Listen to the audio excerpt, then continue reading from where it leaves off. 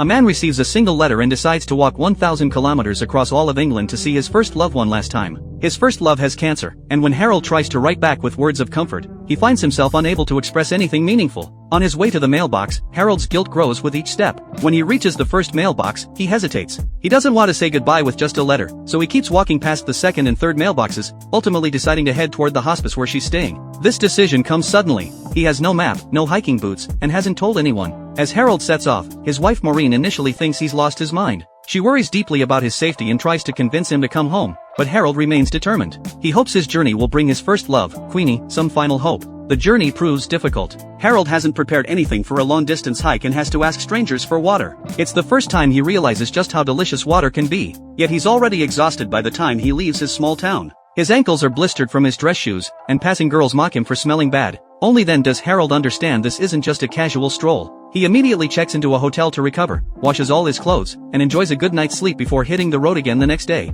Along the way, he meets a young man who wants to join him. Harold refuses, explaining that his walk is meant to bring Queenie hope. He doesn't understand why the young man wants to tag along. The young man reveals he's trying to overcome drug and alcohol addiction. This reminds Harold of his own son who, after getting into Cambridge, turned to drugs and alcohol to cope with the pressure. This transformed their relationship into one of enemies, with endless arguments erupting daily. Then one day, Harold returned home from work to find his son had taken his own life. His heartbroken wife blamed Harold, saying he never truly loved their son. Their marriage fell apart, and for over 20 years, they've lived like strangers. Harold's grief over losing his son affected his work performance, causing him to make mistakes. Queenie protected him by taking the blame herself. Harold watched in silence, and this guilt has weighed on him for 20 years. Now, upon receiving notice of Queenie's impending death, Harold has finally decided to do something for her.